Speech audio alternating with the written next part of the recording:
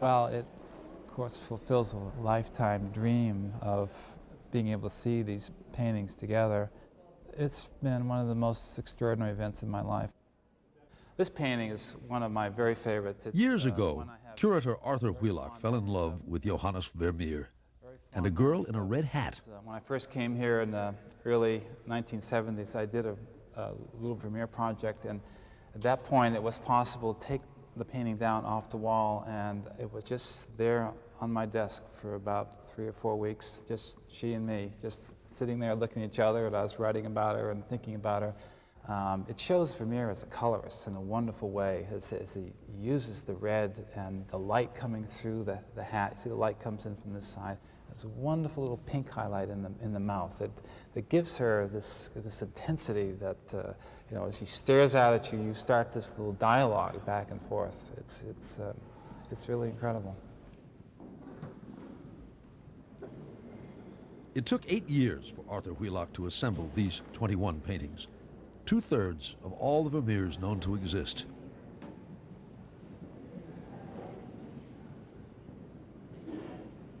Vermeer's early works.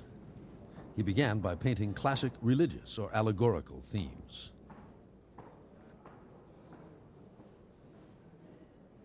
Among the few things we know about Vermeer is that he converted in Protestant Holland to his wife's religion, Catholicism, and he produced these large paintings soon after the marriage.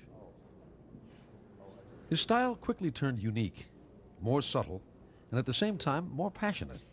But still, the common thread remained a reverence for women. Really, the essence of Vermeer's work is found in these wonderful women in their interiors. The young woman with a water pitcher from the Met, and the woman in blue reading a letter from the Rijksmuseum. In fact, this is something that I really wanted for the exhibition, to have the 4 women together. The woman in blue, the woman at the Met, the woman with a pearl necklace from Berlin, and our woman with a balance from the National Gallery. It's an incredible feeling to come into this room and to see these very quiet, intimate scenes of these women involved in domestic activities. And yet there is this sense of extraordinary spirituality to these images. And these are all moments we've had in our lives somehow or other. And we've all read letters, we've had this sensation. But something about him makes us realize that these moments are important.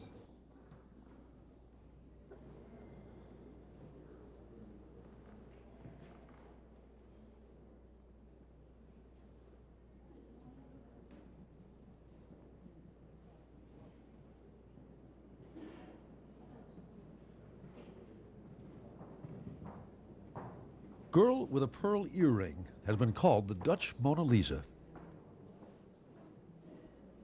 It's a painting that, as she looks out at you with these very liquid eyes, very wet eyes, and what was recently discovered in the restoration, these 2 little dots next to her mouth that give her mouth a sort of wetness as well. You can see that he paints with an opaque layer of paint, and then he pulls a glaze slightly over the edge to give this very soft, diffuse contour all the way around the cheek and the chin. And if you look at the nose, there's absolutely no line between the nose and the cheek. And that's fascinating on whatever scale Vermeer's art is. There are no lines. It's all done with planes of tones, of color. When the writer Marcel Proust first saw Vermeer's View of Delft in 1902, he wrote that he had just seen the most beautiful picture in the world. Well, Vermeer's greatest masterpiece, probably without question, is this incredible painting of the View of Delft from the Mauritshuis in The Hague. And it's, of course, with the Mauritshuis that we're doing this exhibition. And without this painting, we certainly wouldn't have done the Vermeer show. It is such an incredible celebration of the city's existence. Delft was Vermeer's home, and he immortalized it in this grand painting and in an intimate work called A Little Street.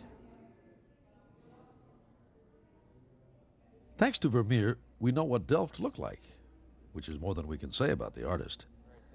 Curator Arthur Wheelock says we know a lot more about Delft than we do about Vermeer. He was born in 1632 in Delft. We know that. We think he lived all of his life in Delft and died there in the 1670s. But we have no information all about his training, about his philosophy of art, what he thought, where he learned the secrets of perspective, or where he became interested in optical effects of light and color. Just nothing. Not exactly nothing. There are the paintings, the women. One of the really exciting things about the lace maker is the way that when you come up to this painting, and it's of course so small that you sort of just want to hold it in your hands, but not only that, you want to just peer in. It's one of these the rare works in Vermeer that you just want to peer in and just get your nose in there to see what she's doing.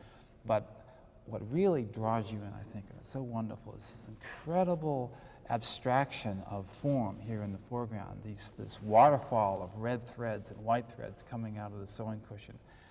So diffuse and so fluid in the way they're painted. It's just unbelievable the 17th century Dutch artist would have thought to paint that.